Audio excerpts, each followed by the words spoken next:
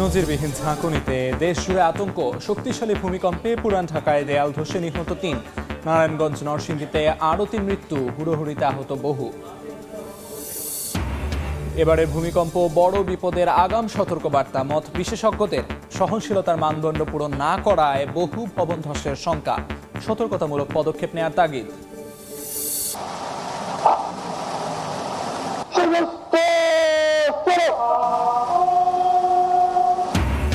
সশস্ত্র বাহিনী দিবসে স্বাধীনতা যুদ্ধে বীর শহীদদের স্মরণ।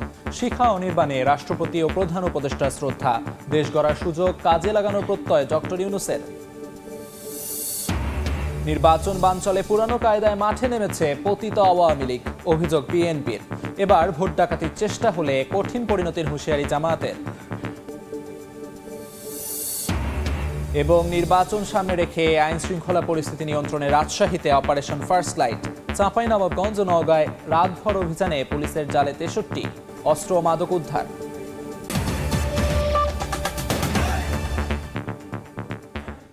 সময় সংবাদের সঙ্গে আছি আমি আমিরুল ইসলাম আলিফ। নজিরবিহীন ঝাঁকুনিতে কেঁপে উঠল দেশ। শক্তিশালী ভূমিকম্পে পুরান ঢাকায় দেয়াল ধসে প্রাণ হারিয়েছেন ৩ জন। বিভিন্ন স্থানে হেলে পড়েছে ভবন। আতঙ্কে ভবন থেকে লাফিয়ে পড়ে এবং হুড়োহুড়িতে আহত হয়েছেন অন্তত ৩০ জন। ৫.৭ মাত্রার ভূমিকম্পের উৎপত্তিস্থল নরসিংদীর মাধবদীতে ভূপৃষ্ঠ থেকে ১০ কিলোমিটার গভীরে। ভূমিকম্পে হতাহতের ঘটনায় শোক জানিয়েছেন প্রধান উপদেষ্টা। শুক্রবার সকাল 10:38 হঠাৎ কেঁপে ওঠে পুরো দেশ। রাজধানী সহ বিভিন্ন স্থানে অনুভূত হয় শক্তিশালী ভূমিকম্প। তীব্র ঝাঁকুনিতে পুরান ঢাকার বংশালের কষাইটুলিতে একটি ভবনের সানসেট ভেঙে পড়ে রক্তাক্ত হন 3 জন পথচারী। স্থানীয়রা তাদের মিটফোর্ড হাসপাতালে নিলে চিকিৎসক মৃত ঘোষণা করেন। আমি ট্রেনে হিলাইলে তিনটা বাড়ি খাওয়ানোর মধ্যে উপেতে ইটার চাপনগুলো সব নিচে পড়ে গেছে। আবার বাসার মধ্যে ঘরগুলো অল সব বেঙ্গলি আছে। দৌড়ে বেরিয়েছি আমরা, অনেক ভয় পেয়েছি আমরা। যদি আজকে স্কুল না থাকতো তাহলে এখানে অনেক বাচ্চারা ভয়ে ওইখানে হয়তো স্ট্রোক করতো। এই ঘটনায় উৎসুক জনতা ভিড় করেন ঘটনাস্থলে। পরিস্থিতি নিয়ন্ত্রণে কাজ করে পুলিশ, সেনাবাহিনী ও ফায়ার সার্ভিস। ভূমিকম্পের কারণে সাথে রেলিংটা পথচারীর গায়ের উপর পড়ে, যার কারণে আপনারা দেখেন এখানে পথচারীর উপর পড়ার কারণে আন্দাজ পড়ে আমরা যেখানে যারা উপস্থিত সাধারণ জনগণ তাদের ভাষ্য মতে 3 জন লোক সাধারণত এফেক্টেড হয় এবং উপস্থিত সাধারণ জনগণ তাদেরকে উদ্ধার করে দ্রুত মিটফোর্ড হাসপাতালে নিয়ে যায়। শুধু বংশালে নয়, রাজধানীর খিলগাঁও, বাড়িধারা সহ বিভিন্ন এলাকায় ভূমিকম্পের প্রভাবে বেশ কিছু ভবন হেলে পড়ে। এর আগে এত তীব্র ভূমিকম্প দেখেননি বলে জানান বাসিন্দারা। এত বড় ভূমিকম্প আমি দেখি নাই। এটা এত বড় ভূমিকম্প আমি অনেক অনুভব করছি। আমার বাসায় তো কান্না রোল করে গেছে। অনেকে লাভ দিছে, 5 থেকে 6 জনের মতো।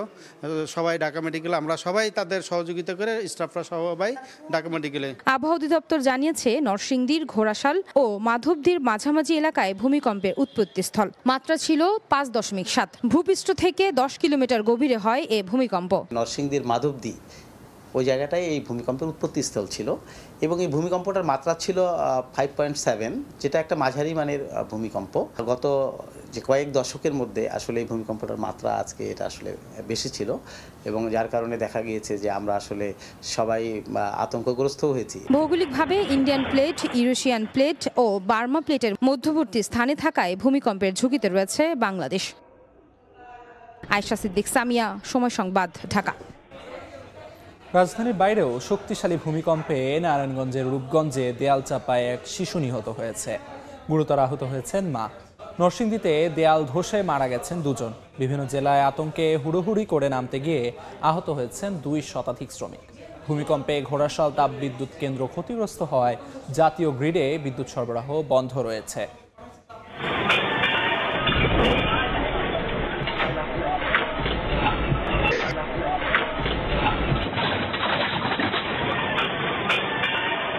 5.7 মাত্রার শক্তিশালী ভূমিকম্পে কাঁপল সারা দেশ।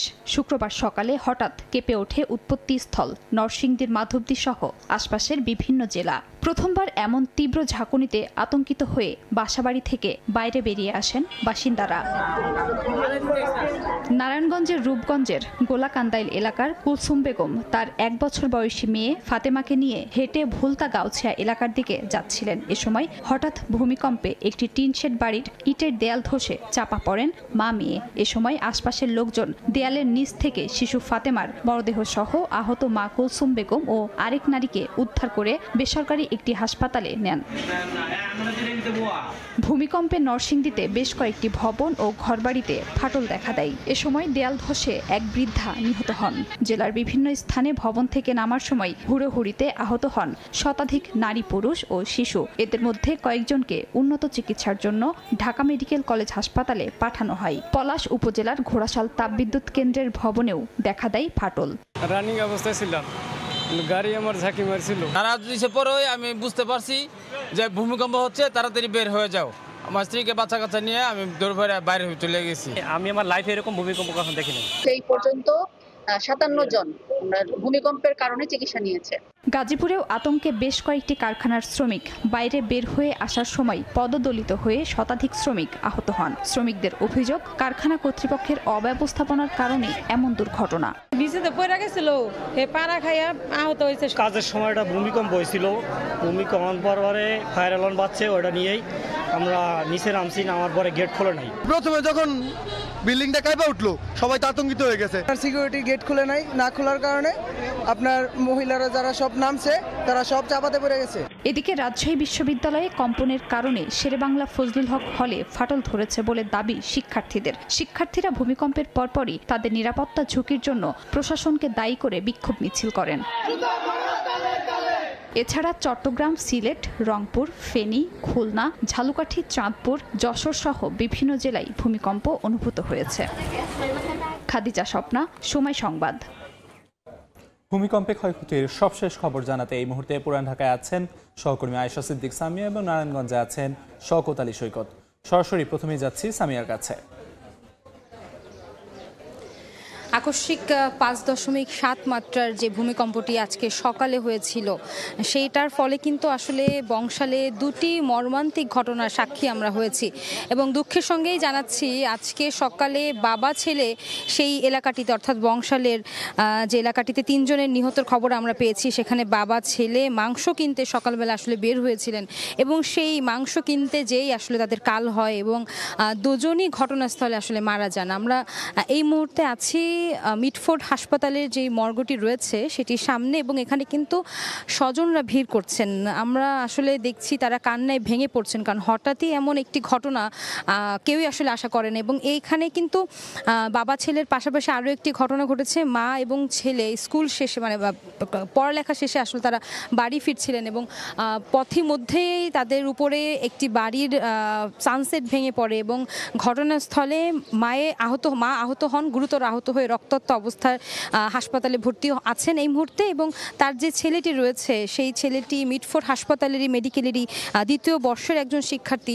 সেই শিক্ষার্থী কিন্তু আসলে মৃত্যুবরণ করেছেন এবং মা এখনও আসলে অবগত নয় তার ছেলেটির অবস্থা সম্পর্কে।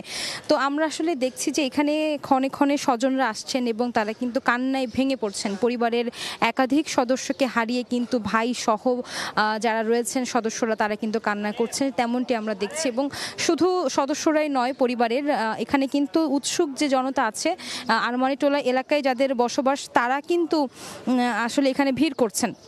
আমরা আসলে দেখছি এই এলাকাটিতে মিটফোর্ড হাসপাতালে অবস্থান করছেন স্বজনরা এবং পুলিশ সদস্যরাও কিন্তু এখানে আছেন, কারণ যারা মারা গেছেন তাদের বিস্তারিত কিন্তু তারা আসলে নিচ্ছেন। এবং আজকের এই ঘটনায় রাজধানীতে কিন্তু বিভিন্ন এলাকায় আমরা দেখেছি ভবন কিন্তু হেলে পড়েছে এবং একটি ভবনের উপর আরেকটি ভবন হেলে পড়ার ঘটনা আমরা দেখেছি। এবং এই ভবন হেলে পড়ার ফলে কিন্তু যারা এলাকাবাসী রয়েছেন তাদের মধ্যে এক ধরনের আতঙ্ক আতঙ্ক আসলে এখন কাজ করছে, তারা আতঙ্কিত হয়ে রয়েছেন এবং এলাকার সাধারণ মানুষরা আসলে এখনও বাসার ভেতরে যেতে ভয় পাচ্ছেন। একই সাথে যেহেতু পুরান ঢাকা গিঞ্জি এলাকা, তার ফলে কিন্তু যারা সড়কে অবস্থান করছেন তারাও আসলে নিরাপত্তাহীনতায় ভুগছেন। যে কোনো সময় কোনো একটা দুর্ঘটনা ঘটলে তাদের মাথার উপর যদি আসলে একই ঘটনা ঘটে, অর্থাৎ যদি কোনো কার্নিশ কিংবা কোনো বাস কিংবা কোনো বিল্ডিংয়ের যদি অবশিষ্ট কোনো বিল্ডিংয়ের যদি অংশ ভেঙে পড়ে আসলে, তাহলে সেটি নিয়ে আসলে তারা বেশ উদ্বিগ্ন বলে আমরা দেখেছি। তো এই ছিল আসলে আমার কাছে মিটফোর্ড হাসপাতাল থেকে। আমরা এখন চলে যাব, আমার আরেক সহকর্মী আছেন নারায়ণগঞ্জে, যাব সেখানকার ভূমিকম্পের ফলে কি আছে সেই খবর জানতে। সৈকত, আজকে সকালে শক্তিশালী উচ্চ মাত্রার যে ভূমিকম্পটি হয়েছে প্রভাব পড়েছে নারায়ণগঞ্জের রূপগঞ্জের বেশ কয়েকটি এলাকায়। এর মধ্যে সবচেয়ে মর্মান্তিক ঘটনা ঘটেছে গোলাকান্দাইল এলাকায়। একটি 10 মাসের বয়সের একটি শিশু মারা গেছে এবং তার মা গুরুতর আহত অবস্থায় ঢাকা মেডিকেলে ভর্তি রয়েছে। এছাড়া আরো 2 জন ব্যক্তি আহত হয়েছেন। মোট একটি শিশু নিহত এবং 3 জন ব্যক্তি আহত হয়েছে। আমরা এই মুহূর্তে ঘটনাস্থলে আছি গোলাকান্দাইল এলাকার 5 নম্বর ক্যানেল এলাকায়। আমরা দেখাতে চাই যে এখানে একটি দেয়াল পড়ে আছে। এই দেয়ালটি আস্তরবিহীন এবং কোনো রড ছাড়াই এই দেয়ালটি নির্মাণ করা হয়েছে এবং খুবই উঁচু ছিল দেয়ালটি, যে কারণে দেয়ালটি ধসে পড়েছে। আমরা স্থানীয়দের কাছ থেকে, প্রত্যক্ষদর্শীদের কাছ থেকে যেটা জানতে পেরেছি, এই পার্শ্ববর্তী কুলসুম বেগম নামে এক গৃহবধূ তার 10 মাস বয়সী মেয়ে ফাতেমাকে নিয়ে এই রাস্তা দিয়ে হেঁটে যাচ্ছিলেন। ঠিক সেই সময়ে ভূমিকম্পের সময় এই দেয়ালটি ধসে পড়ে এবং এই দেয়ালের নিচে 3 জন চাপা পড়েন। এই ঘটনাস্থলেই ফাতেমা নামে 10 মাস বয়সের শিশুটি মৃত্যু হয় এবং তার মা কুলসুম বেগম গুরুতর আহত হন এবং পার্শ্ববর্তী জেসমিন আক্তার নামে আরো একজন নারী আহত হয়েছেন। বর্তমানে তাদেরকে ঢাকা মেডিকেল কলেজ হাসপাতালে ভর্তি করা হয়েছে। আমরা জানতে পেরেছি যে নিহত শিশুর মায়ের অবস্থা আশঙ্কাজনক। এছাড়াও রূপগঞ্জের মুসুরি এলাকায় একটি দেয়াল ধসে রফিকুল ইসলাম নামে আরো একজন ব্যক্তি আহত হয়েছেন, তিনি হাসপাতালে চিকিৎসাধীন রয়েছেন। এছাড়া বরপা, গোলাকান্দাইল এবং কাঞ্চন এলাকাতেও বেশ কয়েকটি এলাকায় ভবনে ফাটল ধরেছে বলে আমরা স্থানীয়দের মাধ্যমে জানতে পেরেছি। আমরা এখানে এসে দেখেছি যে ঘটনার পরপর রূপগঞ্জ থানা পুলিশ এবং উপজেলা নির্বাহী কর্মকর্তা সাইফুল ইসলাম ঘটনাস্থলে এসে পরিদর্শন করেছেন। তিনি আমাদেরকে যেটা জানিয়েছেন যে এই 5 নম্বর ক্যানেলের এই দেয়াল ধসে পড়ার বিষয়টি আসলে এটা নির্মাণ কাজের গাফিলতি রয়েছে। এই ভবনটি দেয়ালটি খুবই উঁচু ছিল এবং কোন প্রকার রড ছাড়া দেয়ালটি নির্মাণ করা হয়েছে এবং এই দেয়ালের ভেতরে বাইরে কোনো আস্তরও ছিল না, আস্তরবিহীন দেয়াল। এই ভূমিকম্পটি সেই লোকটা নিতে পারেনি বলে ধসে পড়েছে। তো তিনি যেটা আমাদের জানিয়েছেন, এই ঘটনা তারা তদন্ত করবে, পুলিশ তদন্ত করবে। যদি ভবন এই দেয়াল বাড়ির মালিকের গাফিলতি পাওয়া যায় সেক্ষেত্রে তারা আইন অনুযায়ী ব্যবস্থা নেবেন। এছাড়া উপজেলা প্রশাসন থেকে নিহত শিশুটির পরে দাফনের জন্য 20,000 টাকা অর্থ সহায়তা দেওয়া হয়েছে এবং এছাড়া আগামীকাল থেকেও উপজেলা বিভিন্ন এলাকায় এই ভবন নির্মাণের বিষয়ে অভিযান চালানো হবে বলে উপজেলা নির্বাহী কর্মকর্তা আমাদের জানিয়েছেন। এই ছিল নারায়ণগঞ্জের রূপগঞ্জের গোলাকান্দাইল এলাকায় ভূমিকম্পের ঘটনার মর্মান্তিক ঘটনার সবশেষ পরিস্থিতি। এখন আমরা যাব রাজধানীর বাড্ডা এলাকায়, সেখানে আমাদের রয়েছেন আমাদের সহকর্মী, তিনি জানাবেন বাড্ডার অবস্থা। রাজধানীতে আজ সকাল 10:38 5.7 মাত্রার যে ভূমিকম্পটি অনুভূত হয়েছে, আবহাওয়া বিভাগের পক্ষ থেকে সেই ভূমিকম্পটিকে মাঝারি মাত্রার ভূমিকম্প বলা হলেও রাজধানীতে সেই অনুপাতে ভূমিকম্পের যে ক্ষয়ক্ষতি সেটি কিন্তু ভালোই হয়েছে। বিভিন্ন জায়গায় হতাহতের ঘটনা ঘটেছে, ভবন ধসে পড়ার ঘটনা ঘটেছে। ঢাকা বিশ্ববিদ্যালয়, বাড্ডা, খিলগাঁও সহ বিভিন্ন জায়গায় ভবন হেলে পড়া এবং ভবন ধসের মতো ঘটনা ঘটেছে। তবে এই মুহূর্তে আমরা মধ্যবাড্ডার লিংক রোডের লিলিকুঞ্জের সামনে দাঁড়িয়ে আছি। আশঙ্কা করা হচ্ছে যে এই ভবনটি আজ সকালে যে ভূমিকম্প হয়েছে সেটিতে হেলে পড়েছে। তবে এটি নিয়ে স্থানীয়দের মধ্যে একটি মিশ্র প্রতিক্রিয়া রয়েছেন।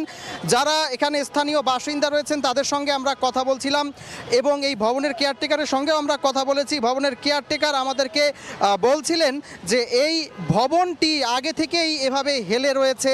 একই সঙ্গে এখানে কয়েকজন স্থানীয় সঙ্গে আমরা কথা বলছিলাম, তাদের মধ্যেও কয়েকজন জানাচ্ছিলেন যে ভবনটি আগে থেকেই হেলে পড়া ভবন ছিল। সুতরাং নতুন করে গণমাধ্যমে এই ভবনটি হেলে যাওয়ার যে তথ্য, সেই তথ্যটি সঠিক নয় এমনটি অনেকেই বলছিলেন। তবে আবার এখানেই যারা বাসিন্দা রয়েছেন বা যারা প্রত্যক্ষদর্শী রয়েছেন তাদের মধ্যে আবার অনেকে বলছেন যে এই ভবনটি আগে থেকে কিছুটা হেলে পড়া থাকলেও ভবনটি এতটা হেলে পড়েছিল না। তবে এই বাড্ডা এলাকাতেই আরও কিছু ভবনে ফাটল এবং আরও কিছু ভবন হেলে পড়ার ঘটনা ঘটেছে। আমাদেরকে স্থানীয়রা জানাচ্ছিলেন, প্রত্যক্ষদর্শীরা, যে এখানে আরেকটি মসজিদ রয়েছে এই বাড্ডাতে। এই মসজিদটির নাম হচ্ছে নূর হোসেন মসজিদ। সেই মসজিদটি কিছুটা ক্ষতিগ্রস্ত হয়েছে, মসজিদের দেয়ালে ফাটল দেখা দিয়েছে। আজ সকালে এই ভূমিকম্পটির পর মার্কিন ভূতাত্ত্বিক জরিপ সংস্থা যখন এই ভূমিকম্পটির রেকর্ড সংখ্যা 5.5 কম্পন অনুভূতর কথা জানিয়েছিলেন, তারপর আবহাওয়া অধিদপ্তর 5.7 আমাদেরকে জানানোর পর এই ভূমিকম্পটির আফটার শক এখনও পাওয়া না গেলেও আবহাওয়া বিভাগের পক্ষ থেকে উদ্বেগ কিন্তু এখনও রয়ে গেছে। কারণ ভূমিকম্পের কোনো রকমের পূর্বাভাস বা সতর্কতা যেহেতু হয় না, সেহেতু এই ভূমিকম্পটির আফটার শক এই মাসের মধ্যে বা আরও কিছুদিন পরে হতে পারে বলে এমন একটা উদ্বেগ আবহাওয়া বিভাগের রয়েছে। এই ছিল আমার কাছে সবশেষ। রাজধানী বাড্ডা থেকে সামদানি প্রত্যয়, এর আগে নারায়ণগঞ্জ থেকে শওকত আলী সৈকত এবং পুরান ঢাকা থেকে আয়েশা সিদ্দিক সামিয়া জানাচ্ছিলেন ভূমিকম্পের ক্ষয়ক্ষতির সবশেষ খবরাখবর। ভূমিকম্পের উৎপত্তিস্থল নরসিংদীর মাধবদী রাজধানীর খুব কাছাকাছি হওয়ায় ঝাঁকুনি অনেক বেশি অনুভূত হয়েছে বলে মত ভূতত্ত্ববিদদের। এবারে ভূমিকম্পকে বড় বিপদের আগাম সতর্কবার্তা বলছেন বিশেষজ্ঞরা। সহনশীলতার মানদণ্ড পূরণ না করায় বহু ভবন ধসের শঙ্কাও তাদের। রাজধানীবাসীর জন্য ছুটির দিনের সকালটা শুরু হলো ভয়াবহ আতঙ্কের মধ্যে দিয়ে। ভূকম্পনের মাত্রা ছিল 5.7, কিন্তু অনুভবটা ছিল অনেক বেশি। উৎপত্তিস্থল নরসিংদীর মাধবদী। ভূতত্ত্ববিদরা বলছেন 3টি সক্রিয় ফল্ট লাইনের উপর অবস্থান করছে বাংলাদেশ। হিসাব বলছে এই অঞ্চলে যে কোনো সময় হতে পারে বড় মাত্রার ভূমিকম্প।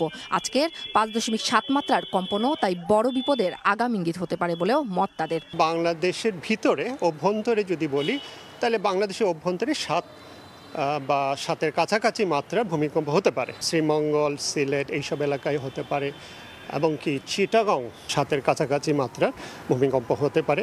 নরসিংদী ভূতাত্ত্বিকভাবে বার্মা প্লেট ও ইন্ডিয়া প্লেটের সংযোগ স্থলের মাঝামাঝি অবস্থান করায় সেখানে সহজেই ভূকম্পন সৃষ্টি হতে পারে। আজকের ভূমিকম্প মাত্রা 10 কিলোমিটার গভীরতায় 5.6 মাত্রায় সংঘটিত হয়েছে। বিশেষজ্ঞরা বলছেন সাবডাকশন জোনে ইতিমধ্যে 8.2 থেকে 9.2 মাত্রার শক্তি জমা আছে, যা যে কোনো সময় মুক্তি পেলে ঘটতে পারে বড় ধরনের কম্পন। ইন্ডিয়া এবং বার্মা প্লেটের যে সংযোগ, যেটা অঞ্চল, সেটাকে আমরা বলছি সাবডাকশন জোন, এবং এই সাবডাকশন জোনে 8.2 থেকে 9 শক্তি সম্পন্ন ভূমিকম্পের শক্তি জমা হয়ে আছে। যে কোনো সময় এটা সংঘটিত হতে পারে এবং প্লেট দুটো যেহেতু আটকে রয়েছে তাই ভূমিকম্প আমরা সচরাচর দেখি না। আজকের যে ভূমিকম্প হলো সেটা হচ্ছে এই প্লেটটা আনলকড হওয়ার একটা প্রসেস। সো ভবিষ্যতে সেই জন্য আরো আমাদের সতর্ক করে দিচ্ছে যে সামনে আরো ভয়াবহ ভূমিকম্প অপেক্ষা করছে। অন্যদিকে নগর পরিকল্পনাবিদরা বলছেন রাজধানীর বেশিরভাগ ভবন পূরণ করছে না ভূমিকম্প সহনশীলতার মানদণ্ড। বড় আকারের ভূমিকম্পে ধসে পড়বে দেশের বেশিরভাগ ভবন। বিশেষ করে রাজধানী ঢাকা ও বন্দরনগরী আছে সবচেয়ে ঝুঁকিতে। তীব্র ঝুঁকিতে ঢাকা আছে এবং বাংলাদেশে অনেক নগর এলাকা আছে, এটা বারবার বলে আসছি। কিন্তু আমাদের পরিকল্পনা এবং বিল্ডিং নির্মাণ কোথাও কিন্তু আমরা এখন পর্যন্ত বড় কোনো ধরনের এটাকে এই ঝুঁকিকে মাথায় রেখে পরিকল্পনা দেখছি না। যে ভবনগুলো বানানো হচ্ছে তার স্ট্রাকচারাল স্ট্রেংথ ঠিক আছে কিনা, তার নির্মাণ কোয়ালিটি ঠিক আছে কিনা, এগুলো কোনোটাই কিন্তু সেই অর্থে নজরদারির মধ্যে নাই। রাজধানীতে আয়োজিত এক অনুষ্ঠানে ভূমিকম্পের ঘটনায় উদ্বেগ প্রকাশ করেন পরিবেশ উপদেষ্টা। যেসব ভবন ভূমিকম্প টেকসই না সেগুলোর ব্যাপারে সতর্কতামূলক পদক্ষেপ নেওয়ার তাগিদ দেন তিনি। এত শক্তিশালীভাবে ভূমিকম্পটা আমরা এর আগে কখনো অনুভব করি নাই। বারবার যে আমাদেরকে এই সতর্কবাণীটা দেয়া হচ্ছে, এইটাকে তো আমাদের আসলে বিবেচনায় নিয়ে প্রস্তুতিটা নেওয়া দরকার। 90% কোনো অনুমোদন নেই বা ব্যত্যয় ঘটেছে, সেইগুলোর কি হবে এই রকম ভূমিকম্প যদি রিপিট করতে থাকে। তো এটা অবশ্যই আশঙ্কার কথা। অগ্নি ঝুঁকি আর ভূমিকম্প ঝুঁকি বিবেচনায় রেখে আমার মনে হয় 3 বছরের একটা কর্মসূচি নিয়ে যেখানে যেখানে আমাদের ঘাটতি আছে সেগুলো পূরণ করা প্রয়োজন। বিশেষজ্ঞরা বলছেন বড় ধরনের ঝুঁকি এড়াতে এখনই নিতে হবে দীর্ঘমেয়াদী পরিকল্পনা। এছাড়াও প্রয়োজন ভবনগুলোর নিরাপত্তা যাচাই। উম্মে হানি, সময় সংবাদ, ঢাকা। দিবসের বৈকালিক অনুষ্ঠানে যোগ দেবেন প্রধান উপদেষ্টা সহ দেশের গুরুত্বপূর্ণ নাগরিকরা। এরই মধ্যে সেনাকুঞ্জে আসতে শুরু করেছেন আমন্ত্রিত অতিথিরা। এই মুহূর্তে সেখানে আছেন রিপোর্টার নাজমুস সালেহী। সরাসরি যাচ্ছি সেখানে। মূল আনুষ্ঠানিকতা শুরু হবে বৈকালিক প্রোগ্রামের বিকেল 4টায়, কিন্তু সেটি ইতোমধ্যেই পুরো সেনাকুঞ্জ প্রাঙ্গণ একেবারে অতিথিদের মিলন মেলায় পরিণত হয়েছে। এখানে বিশেষ করে সামরিক বাহিনীর বিভিন্ন স্তরের সাবেক কর্মকর্তা, অবসরপ্রাপ্ত যারা আছেন, তারা দীর্ঘদিন পর একে অপরের সঙ্গে দেখা হচ্ছে এবং তারা সেখানে আসলে হাসি আনন্দে মেতে উঠেছেন, একে অপরের খোঁজ খবর নিচ্ছেন। বলা চলে এখানে একটি খোশ গল্প চলছে বিভিন্ন স্তরের সামরিক বাহিনীর সাবেক এবং বর্তমান কর্মকর্তাদের এক মেলবন্ধন, মিলন মেলাও বটে। এছাড়াও সামরিক বাহিনীর বিভিন্ন স্তরের কর্মকর্তা ছাড়াও এখানে রাজনীতিক এবং বিভিন্ন শ্রেণী পেশার রাষ্ট্রের গুরুত্বপূর্ণ ব্যক্তিরা ইতিমধ্যে আসতে শুরু করেছেন। আমরা দেখেছি বিএনপির বেশ কিছু সিনিয়র নেতৃবৃন্দ এখানে যেমন এসেছেন, অন্যান্য রাজনৈতিক দলের বেশ কিছু সিনিয়র নেতারাও কিন্তু এখানে এসে উপস্থিত হয়েছেন। শিল্প, সাহিত্য, সংস্কৃতি বিভিন্ন স্তরের গুরুত্বপূর্ণ ব্যক্তিরা এখানে ইতিমধ্যেই বৈকালিক প্রোগ্রামে যোগ দিয়েছেন এবং সেখানে বলা চলে দীর্ঘদিন পর যেই পরিচিত লোকজনদের সঙ্গে সবার একত্রিত দেখা সাক্ষাৎ হচ্ছে, সবাই আসলে কথা বলছেন এবং তারা একটি হাসি আনন্দে মেতে উঠেছেন। প্রধান উপদেষ্টা ডক্টর মোহাম্মদ ইউনূস এখানে উপস্থিত হয়ে তিনি আসলে বক্তব্য দিবেন। তার বক্তব্যে আসলে দেশ ও জাতির জন্য তিনি কি বার্তা দিচ্ছেন তা শোনার জন্য এখানে সবাই অধীর আগ্রহে অপেক্ষা করছেন। যেটা আমরা জানতে পেরেছি যে বিএনপি চেয়ারপারসন বেগম খালেদা জিয়া তিনিও কিন্তু এখানে এবার দীর্ঘদিন পরে তিনি 2024 সালে অভ্যুত্থান পরবর্তী বাংলাদেশে তিনি এই সেনাকুঞ্জের প্রোগ্রামে অংশগ্রহণ করেছিলেন। এবারও তিনি আসছেন তেমনটি আমরা জানতে পেরেছি এবং বিএনপির বিভিন্ন স্তর থেকে যেই খবর, আমাদের বিভিন্ন সূত্র থেকে যেই খবর আমরা পাচ্ছি, হয়তো এইখানে বেগম খালেদা জিয়া বিএনপি চেয়ারপারসন 3:30 বা 4টার মধ্যে এখানে এসে উপস্থিত হওয়ার কথা রয়েছে। এই ছিল সেনাকুঞ্জ থেকে আমার কাছে সশস্ত্র বাহিনী দিবসের বিকেল বেলার অনুষ্ঠানের সর্বশেষ। সশস্ত্র বাহিনীর বৈকালিক অনুষ্ঠানের সবশেষ খবরাখবর জানাচ্ছিলেন সহকর্মী নাজমুস সালেহী। ছাত্র জনতার অভ্যুত্থানের মধ্য দিয়ে দেশ গড়ার সুযোগ কাজে লাগাবে অন্তর্বর্তী সরকার। সকালে সশস্ত্র বাহিনী দিবসে ঢাকা সেনানিবাসে বীর মুক্তিযোদ্ধাদের সংবর্ধনা অনুষ্ঠানে এ কথা বলেন প্রধান উপদেষ্টা ডক্টর মোহাম্মদ ইউনূস। শিখা অনির্বাণে স্বাধীনতা যুদ্ধে আত্মোৎসর্গকারী সশস্ত্র বাহিনীর সদস্যদের প্রতি শ্রদ্ধা জানান রাষ্ট্রপতি, প্রধান উপদেষ্টা এবং 3 বাহিনীর প্রধান। স্বাধীনতা যুদ্ধে 3 বাহিনীর অবদান এবং বীরত্বগাথা গভীর শ্রদ্ধায় স্মরণ করে বাংলাদেশ। ভোরের আলো ফুটতেই নীরবতা ভেঙে জেগে ওঠে শিখা অনির্বাণ। শুরুতেই ঢাকা সেনানিবাসে শিখা অনির্বাণে শ্রদ্ধা জানান রাষ্ট্রপতি মোহাম্মদ শাহাবুদ্দিন। সে সময় শহীদদের স্মরণে কিছুক্ষণ নীরবে দাঁড়িয়ে থাকেন রাষ্ট্রপ্রধান। বিউগলে বেজে ওঠে শ্রদ্ধার করুণ সুর। রাষ্ট্রপতির পর শ্রদ্ধা জানান প্রধান উপদেষ্টা ডক্টর মোহাম্মদ ইউনূস। 3 বাহিনীর চৌকস দল দেন গার্ড অফ অনার। শ্রদ্ধা নিবেদন শেষে শোক বইতে স্বাক্ষর করেন প্রধান উপদেষ্টা। পরে শহীদ বেদিতে নিজ নিজ বাহিনীর পক্ষে পুষ্পস্তবক অর্পণ করেন 3 বাহিনীর প্রধানও। পুষ্পস্তবক অর্পণ শেষে আর্মি মাল্টিপারপাস কমপ্লেক্সে খেতাবপ্রাপ্ত মুক্তিযোদ্ধা ও উত্তরাধিকারীদের সংবর্ধনা অনুষ্ঠানে যোগ দেন প্রধান উপদেষ্টা।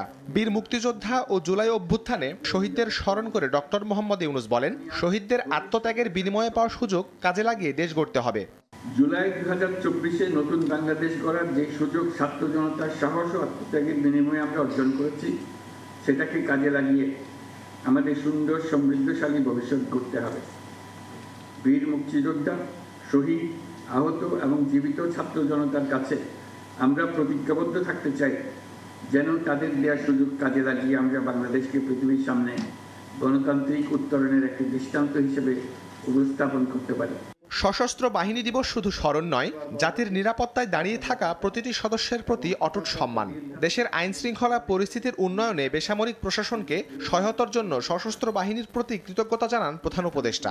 সার্বিক মঙ্গল কামনা করছি। শাহরিয়ার সৌমিক, সময় সংবাদ, ঢাকা। দেখছেন সময় সংবাদ। সঙ্গেই থাকুন। আওয়ামী লীগ পুরানো কায়দায় আবারও আগুন সন্ত্রাসে নেমেছে বলে অভিযোগ করেছেন বিএনপি স্থায়ী কমিটির সদস্য ডাক্তার AZM জাহিদ হোসেন। সকালে রাজধানীতে জাতীয় প্রেস ক্লাবে মৎস্যজীবী দল আয়োজিত আলোচনা সভায় এই কথা বলেন তিনি। যাদের 94-95 কথা মনে আছে, তাদের মনে থাকার কথা শেরাটন হোটেলের সামনে দ্বিতল 2 তলা বিআরটিসির বাসের মধ্যে গান পাউডার দিয়ে 11 জন মানুষকে পুড়িয়ে মারা হয়েছিল 174 দিন হরতাল করে। সেই সময়কার যারা করেছিল তারাই দেখেন আজকে বিচারের রায় হবে, সেইটার আগে এবং পরে বিভিন্নভাবে দেশের মধ্যে বিশৃঙ্খলা উশৃঙ্খলা এবং সেই পুরনো কায়দায় আগুন সন্ত্রাসকে আবার তারা মাঠে নেমেছে। এবারের নির্বাচনে সরকার ও প্রশাসনকে নিরপেক্ষ থাকতে হবে। পক্ষপাতিত্ব ও ভোট ডাকাতির চেষ্টা করলে কঠিন পরিণতি ভোগ করতে হবে বলে হুঁশিয়ারি দিয়েছেন জামায়াতে ইসলামীর সেক্রেটারি জেনারেল মিয়া গোলাম পরোয়ার। সকালে খুলনা ডুমুরিয়ার শাহপুরে ছাত্র গণজামায়াত এই কথা বলেন তিনি। ভোট কেটে ভোট কেন্দ্র দখল করে দিনের ভোট রাতে করলে কি পরিণতি হয় দেখেছেন না? প্রধান নির্বাচন কমিশনকে জেলে যেতে হয়েছে, প্রধান বিচারপতিকে জেলে যেতে হয়েছে, বায়তুল মোকাররমের খতিবকেও পালা যেতে হয়েছে। ফলে ওসি, ডিসি, এসপি এখন ওই আন্তর্জাতিক ট্রাইব্যুনালে পুলিশের কমিশনাররাও এখন চোখের পানি ফেলতেছে। এবারের নির্বাচনে যদি ভোট ডাকাতির চেষ্টা করেন, আপনাদেরও কিন্তু ওই পরিণতি বরণ করতে হবে। দেখছেন সময় সংবাদ। আন্তর্জাতিক প্রসঙ্গ।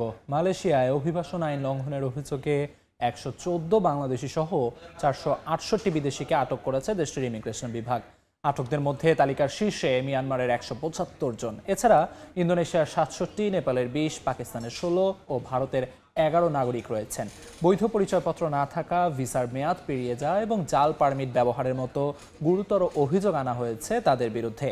আটকদের কেলান্তান, পেরাক এবং সেলাঙ্গরের ডিটেনশন ডিপোতে পাঠানো হয়েছে। চলতি বছরে 18 নভেম্বর পর্যন্ত দেশটিতে প্রায় 84,000 বিদেশি নাগরিক আটক হয়েছেন। শীর্ষ সংবাদগুলো জানিয়ে দিচ্ছি আরেকবার। নজিরবিহীন ঝাঁকুনিতে দেশ জুড়ে আতঙ্ক। শক্তিশালী ভূমিকম্পে পুরান ঢাকায় দেয়াল ধসে নিহত 3, নারায়ণগঞ্জ নরসিংদীতে আরও 3 মৃত্যু, হুড়োহুড়িতে আহত বহু। এবারের ভূমিকম্প বড় বিপদের আগাম সতর্কবার্তা মত বিশেষজ্ঞদের। সহনশীলতার মানদণ্ড পূরণ না করায় বহু ভবন ধসের শঙ্কা, সতর্কতামূলক পদক্ষেপ নেওয়ার তাগিদ। এবং নির্বাচন বানচালে পুরনো কায়দায় মাঠে নেমেছে পতিত আওয়ামী লীগ, অভিযোগ বিএনপির। এবার ভোট ডাকাতির চেষ্টা হলে কঠিন পরিণতির হুঁশিয়ারি জামায়াতে।